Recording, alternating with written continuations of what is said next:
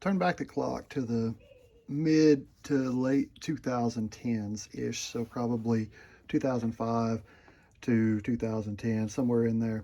Um, so there, you go to the drag strip, and there were a couple of heads that seemed to, as far as small block Chevy heads, it seemed to be on every car that was going fast, and those were darts.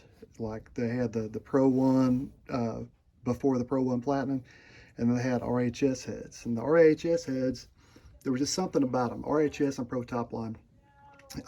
They didn't seem like the 235s, for example, like the 235 RHS heads. They weren't really that impressive on the flow bench, but good God, man, those things would run. And you'd see them on a 400 plus inch small block, and those guys, they were running low tens, high nines, naturally aspirated, and just flying down the racetrack. These are the RHS 12326, also known as the Pro Elite 228. These were a CNC head. These were based off of the RHS 220s, and then they did a CNC profile on these. These are 228cc intake runners. They take a 2.055 exhaust valve. I bought these years and years ago. I was going to do a 434 in a Cutlass. That project has gone by the wayside years ago, but I still have these heads, and they're basically a time capsule because, as you can see, they still got like Cosmoline on them, and they've never been touched, and they've never been bolted onto a block or anything, and never had them on a flow bench. So we're gonna see what these things flow. The valves being used, be it Ferrea 6000 series 2055.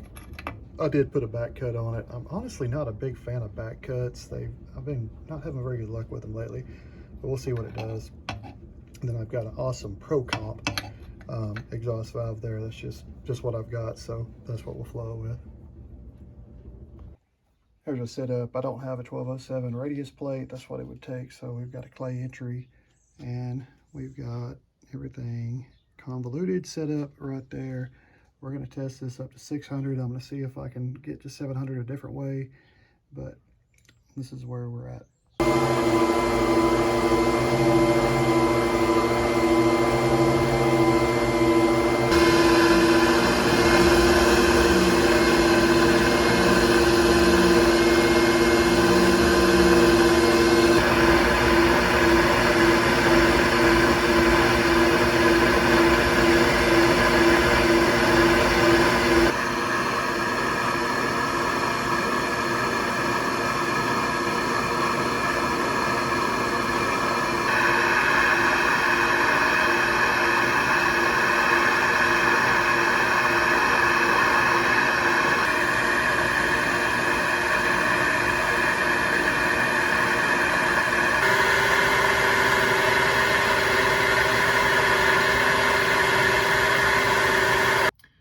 So I don't have any fancy software that will do a printout for me. I don't know that I'll ever get it, as long as I don't really see the benefit in it unless it just has something that I'm not aware of. But this is what we've got for final flow numbers. So 100 is 62 CFM. Why do we flow at 100? Maybe somebody in the comments can answer that question, because I don't think that 100 actually means anything. 200, 123, 300, 171, 400, 215. Remember, I put a back cut on here. Pretty sure if I didn't have a back cut on there, that 400 number would be better.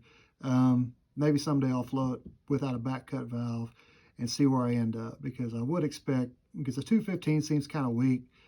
I mean, I don't know. I think, without a back cut, maybe we get into the 220s, maybe scrape the 230s, but so 245 at 500, 273 at 600, 287.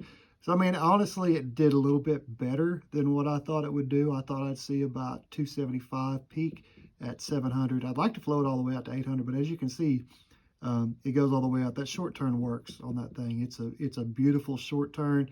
I've actually cheated off of that short turn, and I've ported heads using that short turn design on them, and they always work really good. My LT1 heads that I did, kind of a knockoff off of that, and they flow really well. I mean, they were, if I remember right, there's 283 peak at, I want to say that's like 670 is what I could get out of them. But anyway, um, so that's everything summed together. So, final thoughts on this head. This head is excellent. Very, very good. Um, I know you're probably thinking, well, the flow numbers really weren't that high. Well, I know everybody likes to say this about their bench, but I mean, it is certainly true. If you compare this head to all the other heads I've flown on here, this bench is pretty stingy. I did calibrate it this morning, but just, I mean, for example, like you put a Vortec on here. I mean, most people, say, well, a Vortec will flow, mid 230s. I get about 225, 224 on a Vortec, just on the average on this. Really, the only thing I care about is velocity. So the whole reason that I have a flow bench is so I can use the pitot tube and just get everything dialed in. If you get your velocities dialed in, everything else is going to fall into place. That is the magic bullet to making all this stuff work. So overall, it's an excellent head. If you don't believe me on the flow numbers, look it up. Look up the RHS Pro Elite 228. Some people claim it flows 290. Some people claim it flows 311. It's just whose numbers do you want to believe? You can't ever compare one bench's number to another bench's number.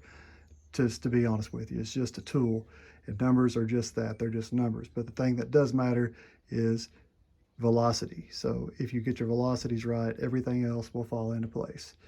But until next time.